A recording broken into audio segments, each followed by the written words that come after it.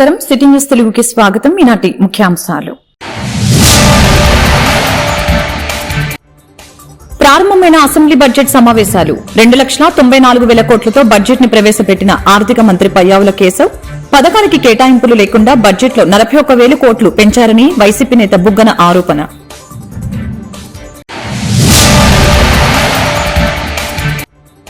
ఎమ్మెల్సీలతో భేటీ అయిన వైసీపీ అధినేత జగన్ ప్రభుత్వ వైఫల్యాలపై మండలిలో నిలదీయాలని దిశానిర్దేశం. ప్రశ్నిస్తామన్న భయంతోనే అసెంబ్లీలో ప్రతిపక్ష హోదా ఇవ్వలేదని వెల్లడి.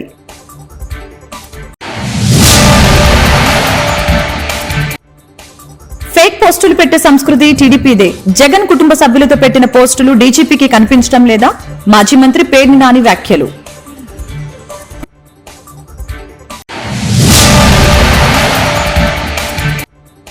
జిల్లాలో వైభవంగా కార్తీక సోమవారం వేడుకలు. కార్తీక దీపాలంకరణతో శోభిల్లిన ఆలయాలు, దైవ దర్శనంతో తరించిన భక్తులు.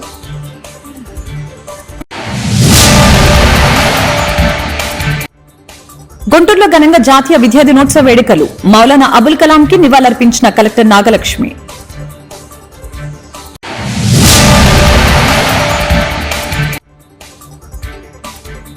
గ్రీవెన్స్ డేలకు వెల్లువెత్తిన ఫిర్యాదులు. సమస్యల పరిష్కారం కోరుతూ కార్మిక సంఘాల ఆందోళనలు, ధర్నాలతో దద్దరిల్లిన కలెక్టరేట్ ప్రాంగణం. ఆంధ్రప్రదేశ్ అసెంబ్లీ బడ్జెట్ సమావేశాలు ప్రారంభమయ్యాయి. శాసనసభలో ఆర్థిక శాఖ మంత్రి పయ్యావుల కేశవ్ బడ్జెట్ ను ప్రవేశపెట్టారు. 2024-25 ఆర్థిక సంవత్సరానికి 2,94,427 కోట్లతో వార్షిక బడ్జెట్ ను సభ ముందుకు తీసుకుని వచ్చారు. రాష్ట్ర బడ్జెట్ లో రెవెన్యూ వ్యయం అంచనా 2,35,916 కోట్లు, మూలధన వ్యయం అంచనా 32,712 కోట్లుగా పేర్కొన్నారు. రెవెన్యూ లోటు 34,743 కోట్లు, ద్రవ్య లోటు 68,742 కోట్లుగా పయ్యావుల తన బడ్జెట్ ప్రసంగం ద్వారా వెల్లడించడం జరిగింది. ఎన్ని సవాళ్లు ఎదురైనా కూడా ఇచ్చిన హామీలను అమలు చేసేందుకు సీఎం చంద్రబాబు నాయకత్వంలో కృషి చేస్తామని మంత్రి పయ్యావుల పేర్కొన్నారు. అలాగే సూపర్ 6 హామీలో భాగంగా తల్లికి వందనం పథకానికి నిధులు కేటాయిస్తామని చెప్పారు. మహిళా శిశు సంక్షేమ శాఖకి 4,285 కోట్లు, మానవ వనరుల అభివృద్ధి 1,215 కోట్లు, ఉన్నత విద్య 2,326 కోట్లు, ఆరోగ్య రంగం 18,421 కోట్లు, పంచాయతీరాజు గ్రామీణాభివృద్ధికి 16,739 కోట్లు, పట్టణాభివృద్ధి 11,490, గృహ నిర్మాణం 4,012 కోట్లు, జలవనరులు 16,705 కోట్లు, పరిశ్రమల వాణిజ్యం 3,120 కోట్లు, ఇంధన రంగం 8,207 కోట్లు, రవాణా, రోడ్లు, భవనాలు 9,554 కోట్లు కేటాయించారు. 2024-25 ఆర్థిక సంవత్సరానికి గాను మన రాష్ట్ర వార్షిక బడ్జెట్ ను మీ అనుమతితో గౌరవ సభ ముందు ఉంచుతున్నాను అధ్యక్ష. ఈ రోజు నేను ప్రవేశపెడుతున్న బడ్జెట్ ప్రతిపాదనల ప్రాముఖ్యత అంకెలకు మించినది. మన రాష్ట్రాన్ని కాపాడాలని అపూర్వమైన తీర్పునిచ్చిన ప్రజల సంకల్పానికి ఇది ప్రతిబింబం. ప్రభుత్వం ఏర్పడిన వెంటనే గత ప్రభుత్వ దుష్పరిపాలన వలన మన రాష్ట్రానికి జరిగిన నష్టాన్ని ప్రజలకు తెలియజేయడం మా ప్రభుత్వ నైతిక కర్తవ్యం. మా ప్రభుత్వం వెలువరించిన 7 శ్వేతపత్రాల ద్వారా ఇది జరిగింది. సమిష్టి అవగాహనకు అవసరమైన అంశాలపై బహిరంగ చర్చను ప్రోత్సహించడం, రాష్ట్ర పునర్నిర్మాణ ప్రక్రియలో మద్దతు కూడగట్టడం వీటి ఉద్దేశం. ఈరోజు మన రాష్ట్రం ఎదుర్కొంటున్న సవాళ్లు: రాష్ట్ర ఆర్థిక వ్యవహారాల దుర్వినియోగం, రాష్ట్ర వనరుల మళ్లింపు, లోపభూయిష్టమైన ఎక్సైజ్ మరియు ఇసుక విధానాల వలన సహజ వనరుల దోపిడీ వలన రాష్ట్ర ఆదాయానికి గండిపడడం, ప్రభుత్వ పన్నులను దారి మళ్లించడం ద్వారా రాబోయే 25 సంవత్సరాల భవిష్యత్తు ఆదాయాన్ని గణనీయంగా తగ్గించడం, పరిమితికి మించి రుణాలను అధిక వడ్డీ రేట్లకు తీసుకోవడం, కేంద్ర ప్రభుత్వ మార్గదర్శకాలను ఉల్లంఘించి రుణాలను తీసుకోవడం, కేంద్ర ప్రాయోజిత పథకాల నిధుల మళ్లింపు, మహిళా అభివృద్ధి మరియు శిశు సంక్షేమం. డాక్టర్ బిఆర్ అంబేద్కర్ గారు మహిళా సాధికారత ప్రాముఖ్యతను నొక్కి ఇలా అన్నారు: మహిళలు సాధించిన పురోగతి స్థాయిని బట్టి నేను సమాజం యొక్క పురోగతిని కొలుస్తాను అని. గౌరవనీయులైన ముఖ్యమంత్రి గారు కూడా ఈ ఆలోచనను గట్టిగా విశ్వసిస్తారు. ఆయన నాయకత్వంలో 1990వ దశకంలోనే మన రాష్ట్రం స్వయం సహాయక బృందాల ఉద్యమంలో దేశంగా అగ్రగామిగా నిలిచింది. పొదుపు చేయడంతో పాటు మహిళల వ్యవస్థాపక శక్తి పెరుగుతుందని, ఫలితంగా స్వయం ఉపాధి మాత్రమే కాకుండా సాధికారత కూడా లభిస్తుందని వారిది దృఢ విశ్వాసం. విస్తృత స్థాయిలో ఒక ఉద్యమంలాగా జరుగుతున్న కార్యకలాపాలకు నాటి ప్రభుత్వ సహకారం లభించడం వలన రాష్ట్రంలోని స్వయం సహాయక సంఘాలకు విశేష ఆదరణ దక్కింది. దీనివల్ల మన రాష్ట్రం దేశానికే ఆదర్శంగా నిలిచింది. మన రాష్ట్రంలో 10 లక్షలకు పైగా స్వయం సహాయక సంఘాలున్నాయి. గర్భిణులు, బాలింతలు మరియు 6 ఏళ్లలోపు పిల్లలకు పౌష్టికాహార స్థితిని మెరుగుపరిచేందుకు మా ప్రభుత్వం అనేక వినూత్న చర్యలు తీసుకుంటోంది. 26 జిల్లాల్లోని 55,607 అంగన్వాడీ కేంద్రాల ద్వారా సమీకృత శిశు అభివృద్ధి సేవలను మా ప్రభుత్వం అందిస్తోంది. పౌష్టికాహార లోపం మరియు రక్తహీనతల నివారణకు బాల సంజీవని సప్లిమెంటరీ పౌష్టికాహార కార్యక్రమాన్ని అమలు చేయడం జరుగుతుంది. ఈ సరుకులన్నింటినీ టేక్ హోమ్ రేషన్ రూపంలో అందించడం జరుగుతుంది. సూపర్ 6 వాగ్దానాలను నెరవేర్చే దిశగా మా ప్రభుత్వం దీపం 2 పథకాన్ని ప్రారంభించి అసెంబ్లీ సమావేశాల నేపథ్యంలో పార్టీ ఎమ్మెల్సీలతో వైఎస్ఆర్సీపీ అధినేత వైఎస్ జగన్మోహన్ రెడ్డి తాడేపల్లిలో భేటీ అయ్యారు. ఎమ్మెల్సీలు శాసనమండలి సమావేశంలో అనుసరించవలసిన వ్యూహాలపై ఈ భేటీలో చర్చించడం జరిగింది. ఆయన మీడియా ద్వారా ప్రభుత్వాన్ని ప్రశ్నిస్తామని స్పష్టం చేశారు. ఎమ్మెల్సీలు ప్రభుత్వ విధానాలపై మండలి నుంచి నిలదీయాలని ఎమ్మెల్సీలకి వైఎస్ జగన్ దిశానిర్దేశం చేశారు.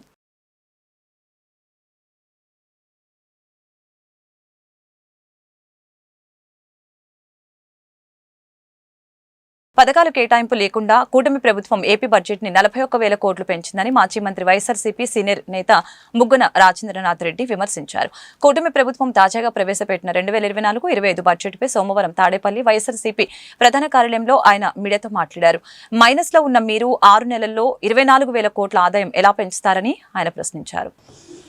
అయితే అంత పెద్ద తీర్పు ఇచ్చిన తర్వాత బడ్జెట్ ప్రవేశపెట్టేటప్పుడు ఎంతో పాజిటివ్ నోట్తో, అంటే బ్రహ్మాండమైన పాజిటివ్ నోట్తో, చాలా ఉత్సాహంగా, చాలా అందరికి కూడా, ప్రజలందరికీ కూడా వాళ్ళ మన్నన పొందేట్టుగా బడ్జెట్ ప్రవేశపెట్టాలి. కానీ చాలా నెగిటివ్ నోట్తో, స్టార్టింగ్ నెగిటివ్ నోట్తో. అందులో ఇంకోటి కూడా ఏం గమనించినానంటే, గత ప్రభుత్వం ఇంకెక్కడండి 5 నెలలు అయింది కదా, 6 నెలల్లో ఉండారు మీరు, 6 నెలల్లో గత ప్రభుత్వం మొత్తం లెక్కేస్తే 21 సార్లు గత ప్రభుత్వం అనేది ఉంది. బడ్జెట్ స్పీచ్లో 21 సార్లు గత ప్రభుత్వం. ఏదేమైనా కూడా ప్రధానంగా కూటమి ప్రభుత్వం ఎన్నికయ్యేదానికి ఎవరిని అడిగినా కూడా చెప్తారు, ఒక ప్రధానమైన కారణం వచ్చేసి వాగ్దానాలు, సూపర్ 6. ఇంతకుముందు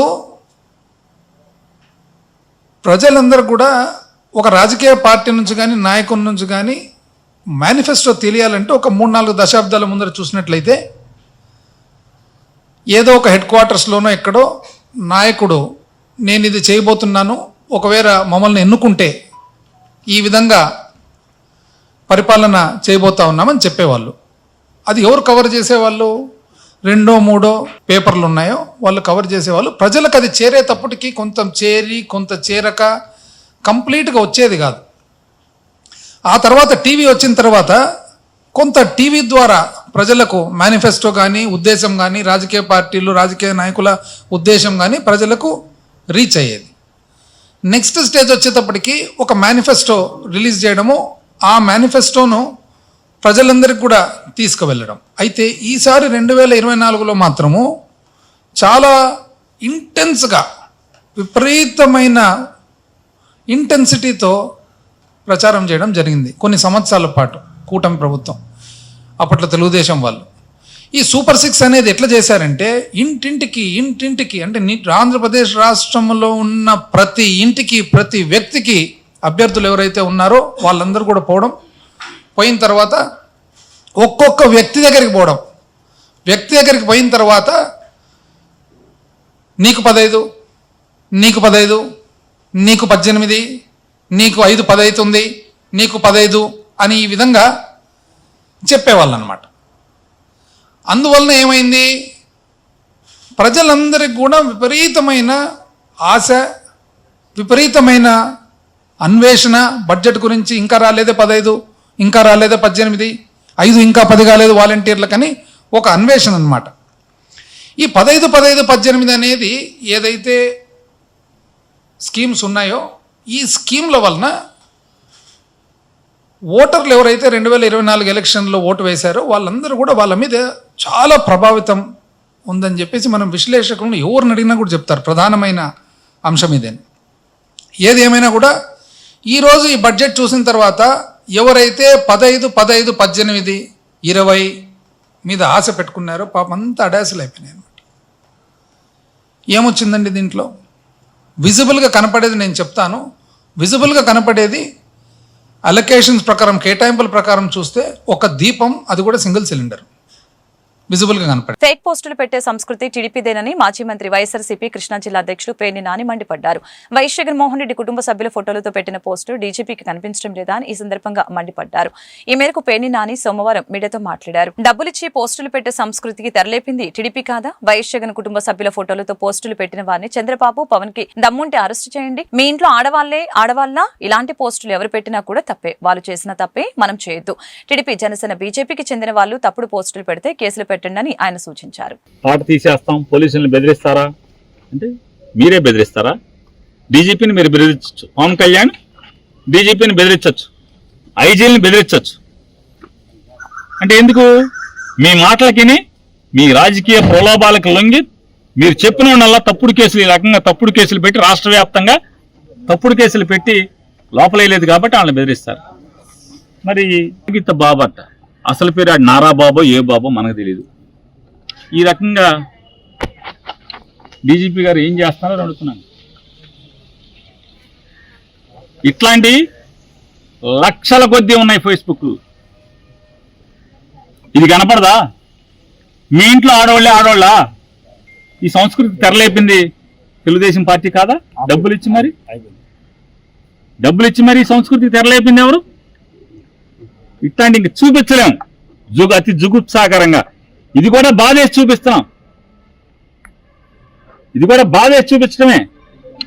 ఇట్లాంటి ఇంకా చూడకూడనటువంటి రాష్ట్ర ముఖ్యమంత్రి భార్య గురించో లేకపోతే వాళ్ళ కూతుళ్ళ గురించో, పేరు నాని భార్య గురించో మీ ఇష్టం వచ్చినట్టు టీడీపీ వాళ్ళు మాట్లాడతారు, పోస్టులు పెడతారు, యూట్యూబ్లు పెడతారు. అది దానికి ఎవడన్నా మా వాళ్ళది కూడా ఎవరన్నా పెడితే తప్పే. కానీ వీళ్ళకేంటంటే మన వాళ్ళని తిడుతున్నారు కాబట్టి ఆడవాళ్ళని తిడదామని చెప్పి ఎవడన్నా తిప్పితే తప్పే. ఇప్పుడు టీడీపీ, జనసేన, భారతీయ జనతా పార్టీకి సంబంధించిన వాళ్ళు ఎవడైనా పచ్చిగా పోస్టులు పెడితే సోషల్ మీడియాలో కేసులు పెట్టండి ఎవరైనా సరే, వైఎస్ఆర్ కాంగ్రెస్ పార్టీ వాళ్ళు, జగన్ నమ్ముకున్న వాళ్ళు. అంతేగాని తిరిగి మనం బూతులతో కామెంట్, ఆడు బూతులు తిట్టాడని మా కింద మనం కూడా బూతులు, ఇట్లాంటివి తిట్టబాకండి. మనం సంస్కారవంతంగా బిహేవ్ చేయండి. నేను పవన్ కళ్యాణ్ కూడా ప్రశ్నిస్తున్నాను, చంద్రబాబు నాయుడు ప్రశ్నిస్తున్నాను. పెద్ద మాటలు. మాకేమో ఏడుపు యాక్షన్ రాదు, ఏడవలేం.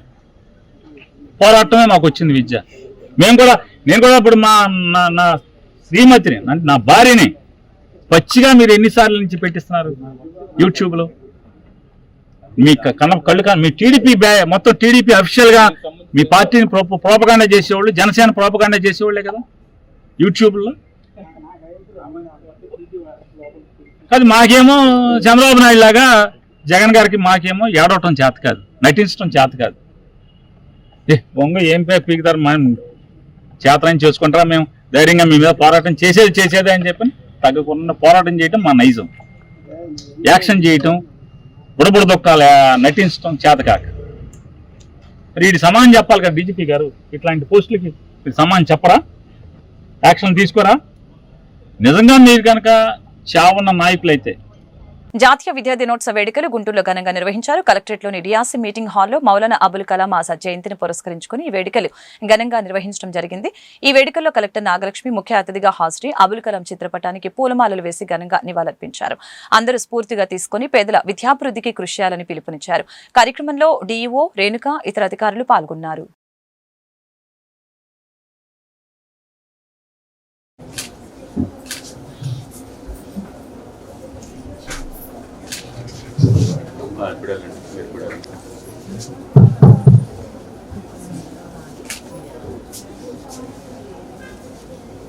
చేస్తున్నారండి.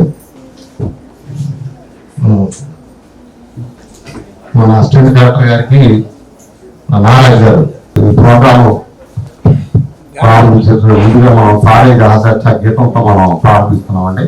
దయచేసి పిల్లలు हिंदुस्ता हमारा हिंदुस्ता हमारा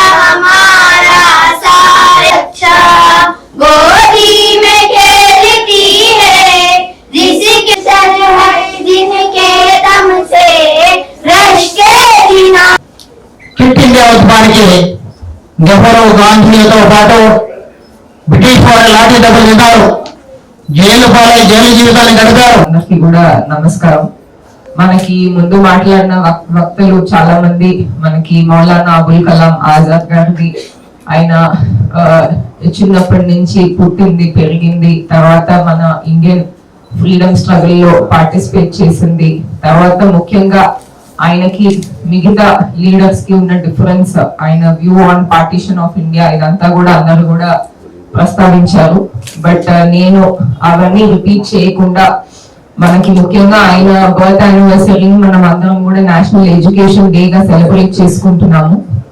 సో ఈ క్రమంలో చూస్తే ఆయన ఇండిపెండెన్స్ వచ్చే ముందు కూడా మనకి జామియా మిలియా ఇస్లామియా అని యూనివర్సిటీని ముందు ఎస్టాబ్లిష్ చేయడానికి ముందు ఉత్తరప్రదేశ్ లో అలీగఢ్ లో చేశాక మళ్ళీ దాన్ని ఢిల్లీకి కూడా షిఫ్ట్ చేయడం జరిగింది.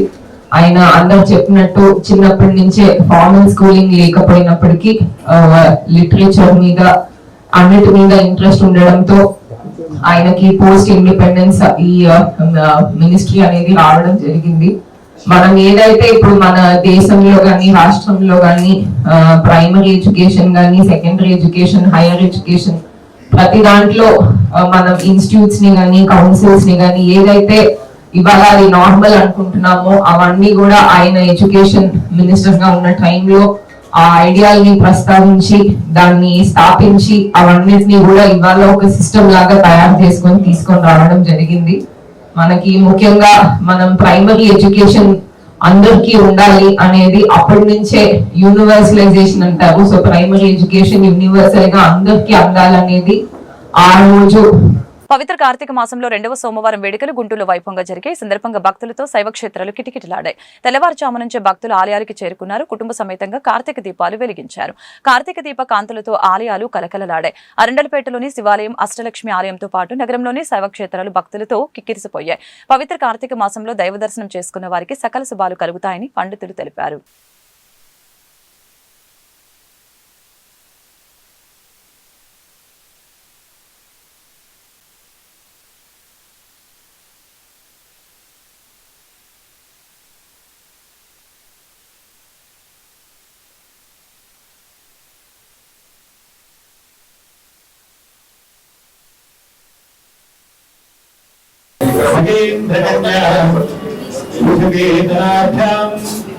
నమో నమః శంకర పార్వతీ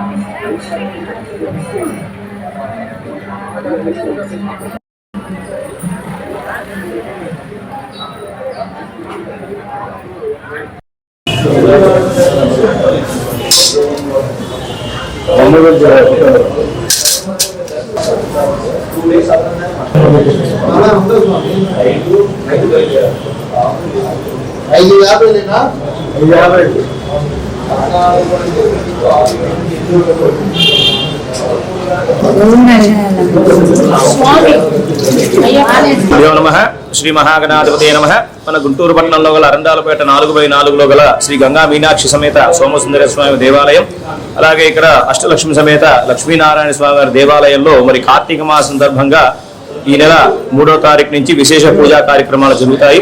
ముఖ్యంగా కార్తీక మాసంలో 2వ సోమవారం ఈ రోజు ఉదయం మహన్యాసపూర్వకంగా రుద్రాభిషేకం, బిల్వార్చన ఇలా అనేక కార్యక్రమాలు చేసుకుని మరి అనేక మంది భక్తులు దీపాలు వెలిగించుకొని విశేషంగా ఈ రోజున స్వామివారికి అభిషేకం చేసుకుంటారు. ముఖ్యంగా పౌర్ణమి ముందు వచ్చే 2వ సోమవారం కార్తీక మాసం మరి విశేషం. ఆ కార్తీక దామోదరుడి యొక్క అనుగ్రహం పొందవాళ్ళకి ఈ రోజున చాలా విశేష ఫలితం ఉంటుందమ్మా. కావున భక్తులందరూ కూడా విచ్చేసి మరి కార్తీక దామోదర దేవతా ప్రీత్యర్థం మరి ఆ శివకేశవులు ఇద్దరికీ కూడా మన అరండాలపేట విశేషం ఏంటంటే ఎదురుగా శివాలయం, ఇటు విష్ణుమూర్తి. శివకేశవుల దర్శనం మరి 2వ సోమవారం దర్శనం చేసుకోవడం ఎంతో విశేష పుణ్యఫలం. కావున భక్తులందరూ కూడా విచ్చేసి మరి ఆ కార్తీక దామోదరుడు దర్శనం చేసుకోవాల్సిందిగా కోరుచున్నాం. కలెక్టర్ కార్యాలయంలో నిర్వహించిన గ్రీవెన్స్ డే ఫిర్యాదుదారులు పెద్ద సంఖ్యలో తరలివచ్చారు. ఈ మేరకు collector Nagalakshmi, joint collector Bhargav Teja పాల్గొని ప్రజల వద్ద నుంచి ఫిర్యాదుల్ని స్వీకరించడం జరిగింది. అలాగే ఇందులో భాగంగా పింఛన్లు, రేషన్ కార్డులు, భూముల సర్వే, భూ వివాదాలు, సివిల్ సప్లై, కార్మికుల వేతనాలు, పారిశుద్ధ్యం, అధికారుల నిర్లక్ష్యంపై అధికంగా ఫిర్యాదులు అందాయి. అదేవిధంగా గ్రీవెన్స్ లో ఫిర్యాదులు అందజేసిన బాధితులు వారి సమస్యల్ని మీడియాకు వెల్లడించారు.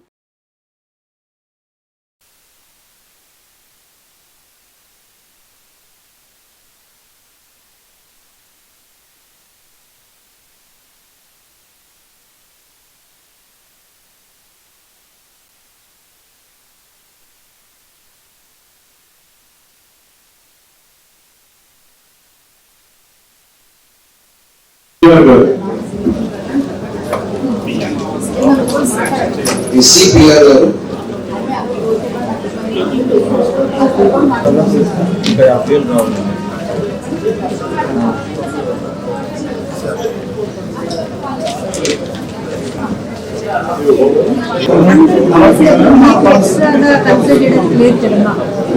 మీరు ఫస్ట్ చెప్తే నిజం అయి ఉండొచ్చు. మీరు ప్రశ్నించినందువల్ల వాళ్ళు నువ్వు నన్ను అడిగేదాన్ని ఎవరు ఫైన్ ఫైన్. సో అందరికీ ఉంది.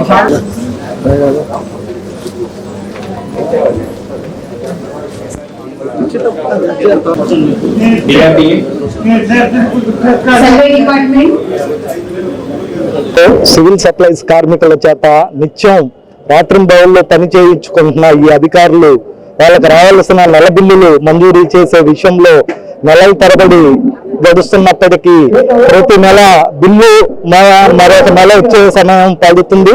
ఈ సమస్యలపై నెల బిల్లు త్వరితగతిన 10వ తేదీలోపు ఇవ్వాలని ఈరోజు గ్రీవెన్స్ లో జాయింట్ కలెక్టర్ గారికి వినతి పత్రాన్ని ఐఐటీసీ ఆధ్వర్యంలో ఇవ్వటం జరుగుతుంది.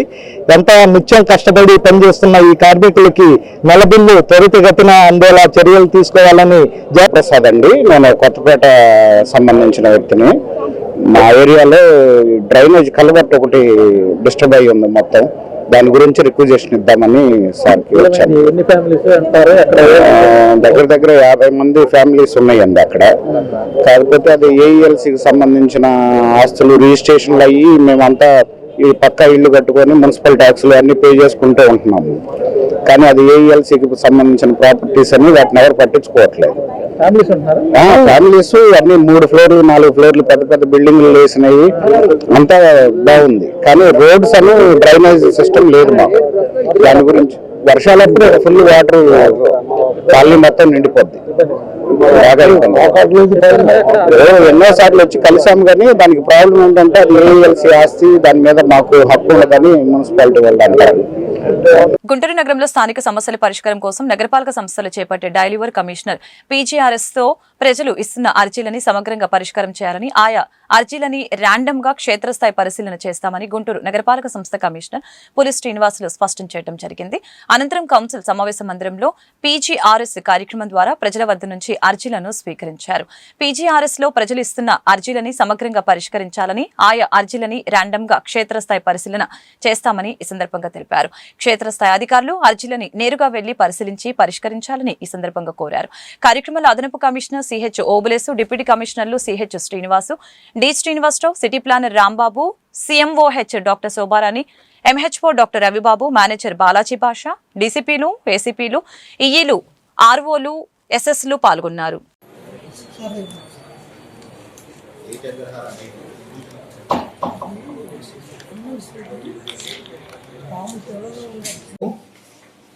Hello, good morning sir. Good morning అండి. మీ పేరు చెప్పండి. నా పేరు అరుణ కుమార్ అండి, లక్ష్మీపురం థర్డ్ లైన్ నుంచి మాట్లాడుతున్నాను sir. Aruna Kumari, Lakshminagaram third line. Lakshmipuram. మీ మొబైల్ నెంబర్ చెప్తారా? Third line. మీ మొబైల్ నెంబర్ చెప్తారా? ఫోన్ నెంబర్ 9494 299 016 సమస్య చెప్పండి అమ్మా. కమిషనర్ మాట్లాడుతున్నాను. మీరు ఎక్కడి నుంచి మాట్లాడుతున్నారు?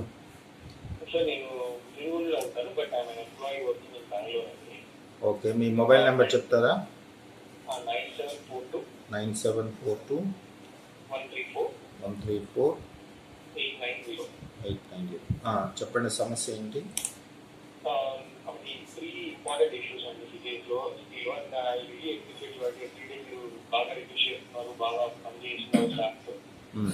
ఫస్ట్ వచ్చేసి మన గుంటూరు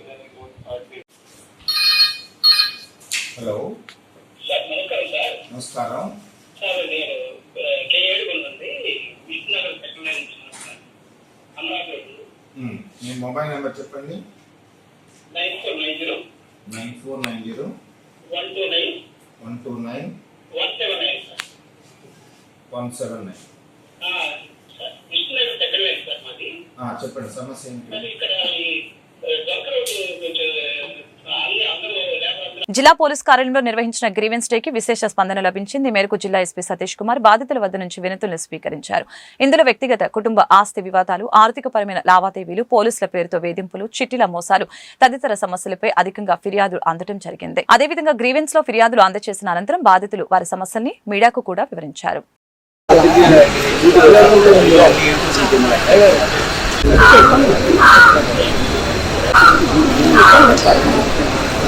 శ్రీనివాస్ అండి. నేను గుంటూరు తోట సెకండ్ లైన్లో హేమేష్ గారి ఇంట్లో అద్దెకుంటున్నాను. 13 సంవత్సరాల నుంచి ఆ ఇంట్లో అద్దెకుంటున్నానండి. దాని నిమిత్తమై అతను బాగా నేను ఇన్కమ్ ట్యాక్స్ ఐటీ రిటర్న్స్ కడుతూ ఉంటాను. నా పేరు మీద కారు తీసుకున్నారు వాళ్ళు. ఏ విధంగా తీసుకున్నారంటే, వాళ్ళకి వచ్చేటప్పటికి జగన్ పథకాలు ఎన్ని పథకాలు ఉంటాయి కాబట్టి రేషన్ కార్డులు అయిపోతాయని చెప్పేసి నా పేరు మీద కారు తీసుకున్నారు. సరే 13 సంవత్సరాల నుంచి మంచిగా ఫ్యామిలీ మెంబర్ లాగా ఉంటున్నాం కదా, అతను కూడా ఒక మంచి ఉపయోగం ఉండదులే అని చెప్పి కారు సరే అని చెప్పి ఇప్పించాను. ఇప్పుడు ఆ కారు మార్చుకోమంటే ఆ కారు అక్కడ కనిపించట్లేదు. కారు వచ్చేటప్పటికి కాంగ్రెస్ పార్టీ గిద్దలూరు ఇన్ఛార్జి అంట ఆయన నారా తిరుమల నాయుడు గారు. ఆయనేమో పొలిటికల్ పవర్ అని చెప్పేసి అతను తీసుకుని ఆ కారు కనిపించలేదు. పేరు మార్చుకోమంటేనేమో ఇంటి మీదకి వచ్చి కొట్టడానికి వస్తున్నారు. ఆల్రెడీ మన మధ్య రీసెంట్ గా వచ్చి ఒక దెబ్బ ఎస్పీ గారి కాడికి మా సమస్య గురించి వచ్చాను. రామకృష్ణ అని మా ఇంటి దగ్గర అమరావతి రామకృష్ణ, అది ఆయన పోలీసుగా పనిచేస్తాడంట. ఆయన కూడా చీట్లు కట్టించుకొని నా డబ్బులు తీసుకొని నాకు రూపాయి డబ్బులు ఇవ్వకుండా అదేమంటే నేను పోలీసులు అనేది దిగరెత్తున్నాడు. వేరే వాళ్ళ చేత సూర్యుడి కింద తీసుకుని చెప్పులు నోట్లు అది వేరే వాళ్ళ చేత నా మీద కోర్టులో వేయించాడు. నాకు న్యాయం చేయమని అడగటానికి నేను ఎస్పీ బంగ్లాకి వచ్చాను. 6 చీట్లు కట్టాను. 5 లక్షల చీట్లు 6 చీట్లు కట్టాం. మా ఫ్యామిలీ కానీ మేము కానీ మొత్తం నా మీద భరోసాతో కట్టించారు మమ్మల్ని. అయితే ఆయన 1 రూపాయి కూడా ఇవ్వకుండా మమ్మల్ని 6 లక్షలకి నేను ఇప్పుడు మొత్తం 30 లక్షల చీట్లు 2 చీట్లు ఇచ్చాడు. 20 లక్షల డబ్బులు నాకు రావాలి. కట్టినోళ్ళ మా తమ్ముడు కట్టిండు, నేను కట్టాను, మా అమ్మోళ్ళు కట్టారు, మళ్ళీ మా అన్నోళ్ళు కట్టారు. అని చాలా మొత్తం 6 చీట్లు 6 కట్టాం. 6 ఫ్యామిలీలు అందరూ వాళ్ళే చాలా మంది ఉన్నారు. వాళ్ళకి ఎగ్గొట్టారో లేదో నాకైతే తెలియదు.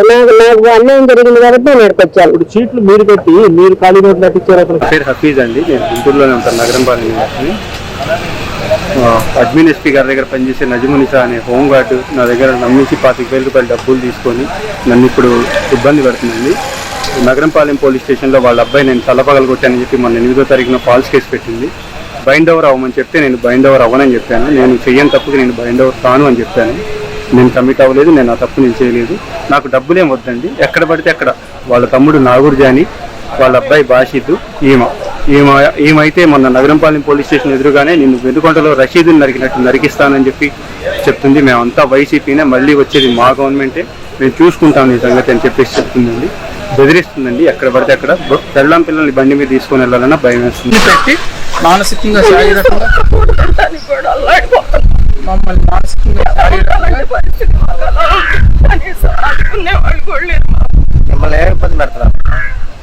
మా కంపెనీ తాళాలు పగలగొట్టేసి మా సామాన్లు, డాక్యుమెంట్స్, ఏసీలు, అన్ని ఫర్నిచర్లు మొత్తం మేము ఉంటున్న ఇల్లు ఏదైతే ఉందో అది చిన్న ఇల్లు. అందువల్ల అందులో కొంత సామాన్లు, ఫర్నిచర్ మా కంపెనీలో పెట్టుకున్నాం.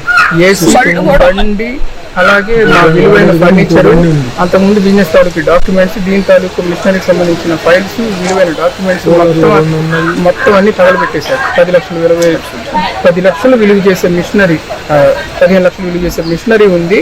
అలాగే 10 లక్షలు విలువ చేసే ఫర్నిచర్ ఇంక్లూడింగ్ రా మెటీరియల్తో సహా ఉంది. అవి మొత్తాన్ని బయటికి తరలిచ్చేశారు. కొంత మీద రా మెటీరియల్ ఏప్రిల్ ముందు బయటికి ఫిబ్రవరి దాకా బాగానే ఉంది. మార్చి నుంచి నాకు హెరాస్మెంట్ ఎక్కువైంది. ఏప్రిల్ నెలలో నాకు తాళాలు పగలగొట్టేశారు. ఏప్రిల్ తర్వాత నేను కరెంటు బిల్లు కూడా వాళ్ళు చేస్తున్నారని చెప్పేసి కరెంటు బిల్లు కూడా కట్టలేని పరిస్థితిలో ఉన్నా. కరెంటు వాళ్ళు వచ్చేసి మీటర్ తీసేశారు, మీటర్ కూడా క్యాన్సిల్ చేశారు. ఈ రోజు నేను లోపలికి వెళ్ళి పని చేసుకోవాలంటే వెళ్ళలేని పరిస్థితి. నా కంపెనీలో నేను అడుగు పెట్టడానికి నా బజారుకి నేను వెళ్ళలేని పరిస్థితి తీసుకొచ్చారు. నా మీద నిఘా పెట్టారు. నేను ఎక్కడ దొరుకుతానా, ఏం చేద్దామని చెప్పేసి రెడీగా ఉన్నారు. అందువల్ల ఈ రోజు కూడా భయంగా నేను ఎక్కడికైనా వెళ్ళాలన్నా ఏదన్నా చెయ్యాలన్నా ఏమి చేయలేని స్థితిలో ఉన్నాను. ఇంకొక పక్క నేను తినడానికి కూడా లేక నానా తంటాలు పడుతున్నాను. ఇంటి రెంట్ కూడా. ప్రతిపక్ష వైసీపీ అసెంబ్లీ సమావేశాలను బహిష్కరించడం చాలా దుర్మార్గమని ఎమ్మెల్సీ డొక్క మాణిక్య వరప్రసాద్ తెలిపారు. శాసనసభని బహిష్కరించి రాజ్యాంగాన్ని అవమానించారని ఈ సందర్భంగా తెలియజేశారు. ఇలాంటి వారిని అసెంబ్లీకి రాకుండా చూడాలని చెప్పారు. స్పీకర్ వెంటనే స్పందించి వైసీపీ ఎమ్మెల్యేల సభ్యత్వాన్ని రద్దు చేయాలని అన్నారు. అదేవిధంగా మౌలానా అబుల్ కలాం జయంతిని పురస్కరించుకొని ఆయన చిత్రపటానికి పూలమాలలు వేసి నివాళులర్పించారు.